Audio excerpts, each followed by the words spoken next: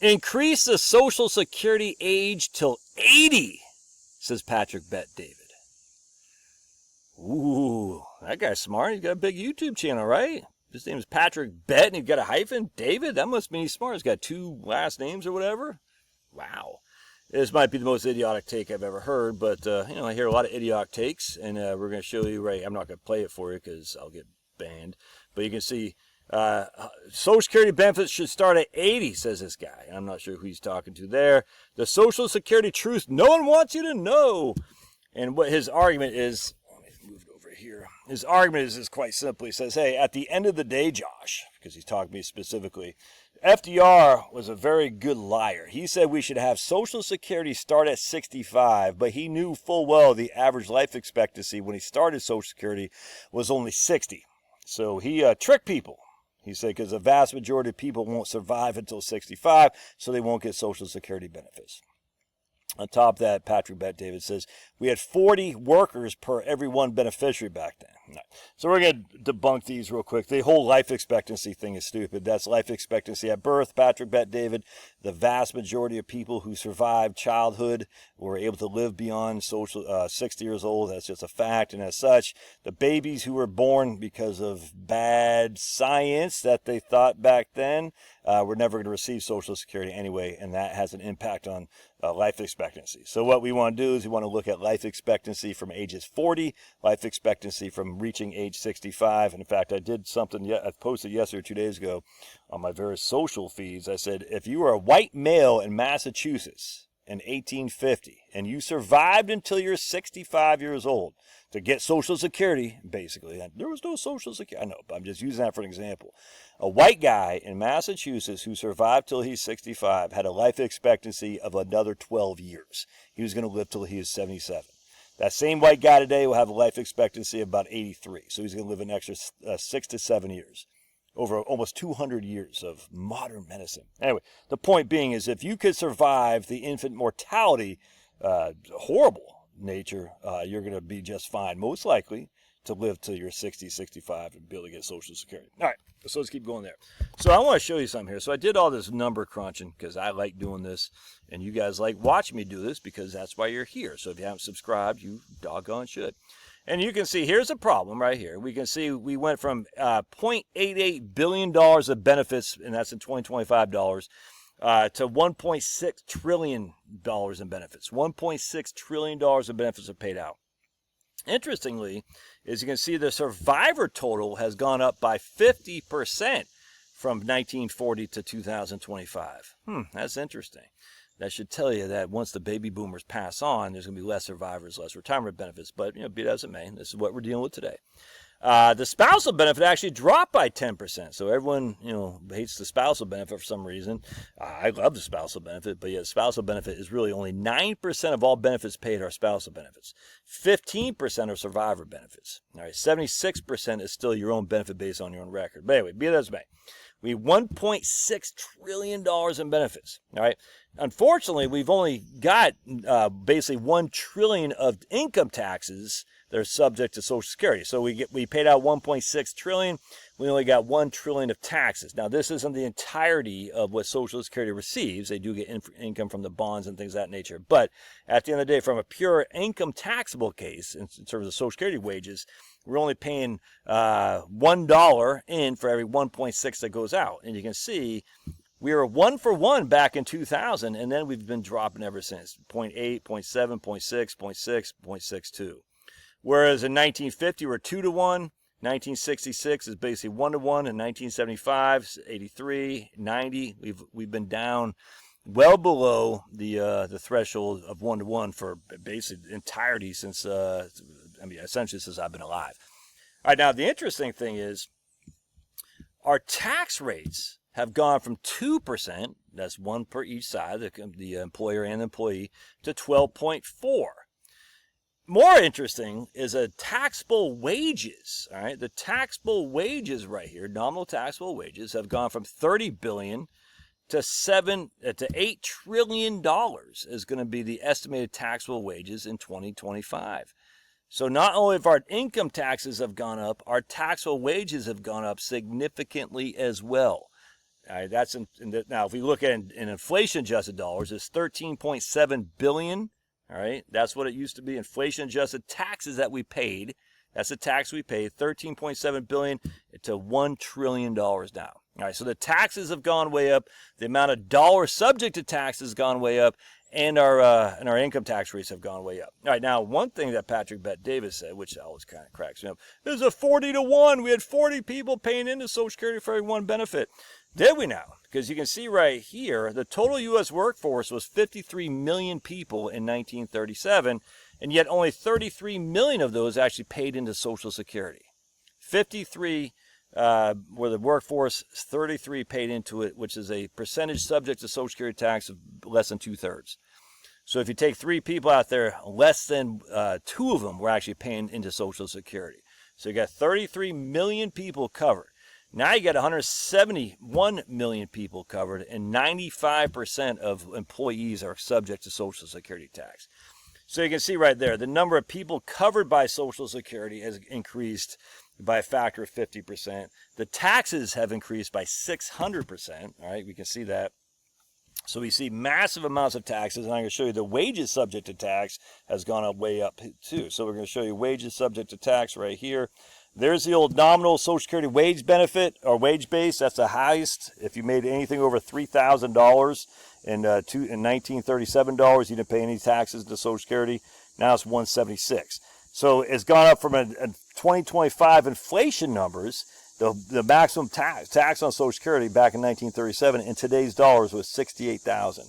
Now it's 176. All right. So the number of employees have gone sky high relative to the people paying in.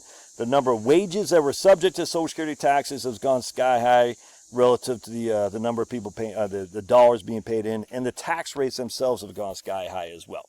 All right, so this really doesn't have anything to do with life expectancy, and why is that? Because of life expectancy, again, if you look at life expectancy at birth, that's just silly. We want to look at life expectancy for someone who's going to reach Social Security age to begin with. That's what you want to look at, and that hasn't changed all that much. I mean, a little bit, but not that much. All right, now let's check this out. And here's where the problem becomes. We can start to see right here. We are right here. I'm going to show you. The actual wages now subject to the tax has gone down from 86 to 83%. Not a significant, huge reduction, but still a reduction nonetheless. Why? Because more and more people are breaching the threshold right here. If I can find it. Hold on a second. Blink right here. Of $176,000. We have a decent sized part of the population who's making more money than the threshold. And so that means there's less total wages being subject to taxes for Social Security. Not a huge drop, though. It was from 86 to 83, but still a drop nonetheless. So less wages are being subject to Social Security in the overall scheme of things because we have a significant, a small population, but significant in terms of income that they're making more than the 176. But anyway, even if you were to raise the wage cap, that's not going to solve that much. And I'm going to show you what's going to solve it. All right, so you see, does that make sense? So back then, you had right here, the total taxable wages was $686 billion in 2025 dollars. Right here, 88 million. That's total taxable, but only right there, $800 billion was covered, of which only 686 was taxable because of wage base, the wage cap.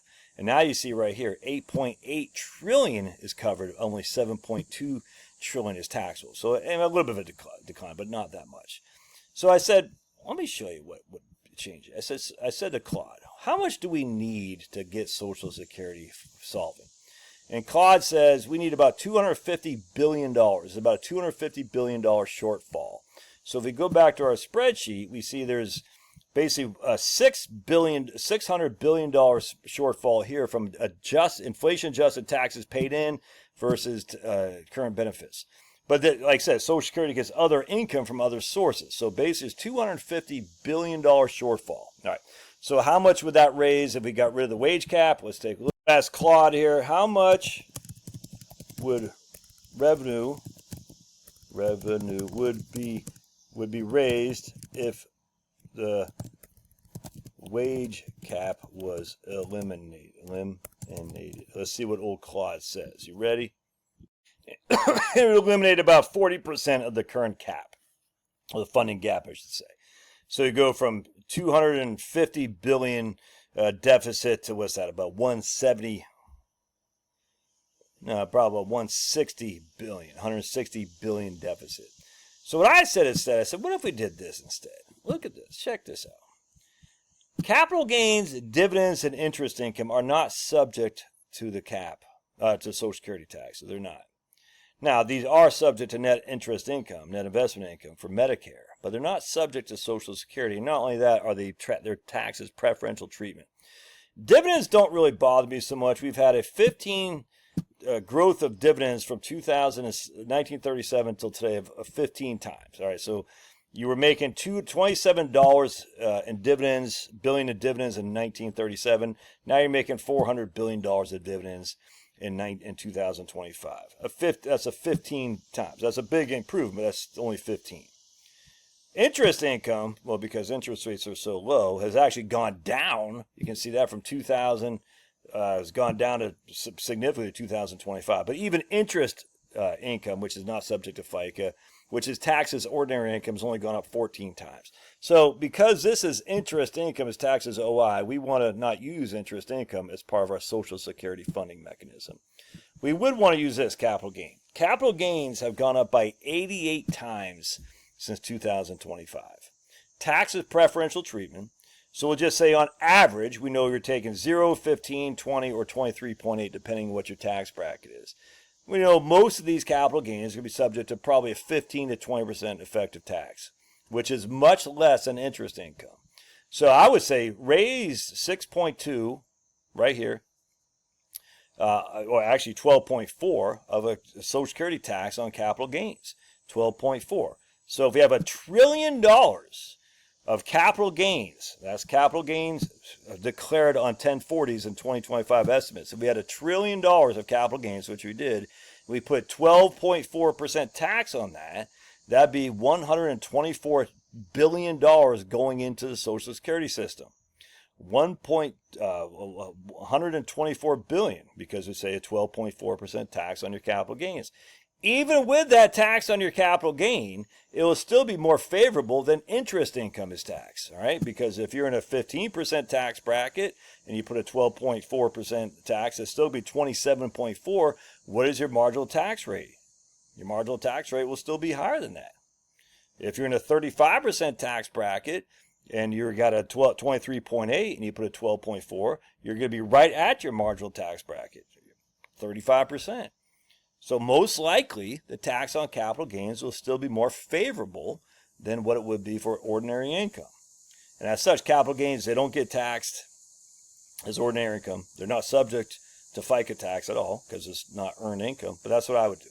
I say, okay, what we're going to do, let's see what they say here too. Let me ask Claude. Hold on a second. So Claude says we can raise the payroll tax by 3.65. I'm not sure if that's on both sides or not.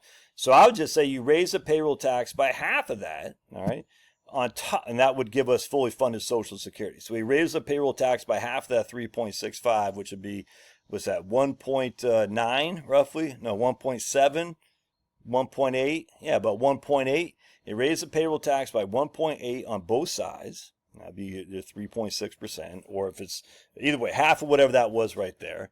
Plus you tax capital gains, and if you want to tax dividends with a 6.2% or 12.4, I'd have no problem doing that either. And then you're funded. You're fully funded. But both parties got to pay. What I mean by that is people receive the benefit, me, you, we should pay more to Social Security to receive the benefit. But we shouldn't make these exceptions for massive capital gain. Look at this, dude. And that's what I guarantee Patrick Bet David would scream bloody murder. He doesn't want to pay any tax on capital gain. He just wants you to work till you're 80.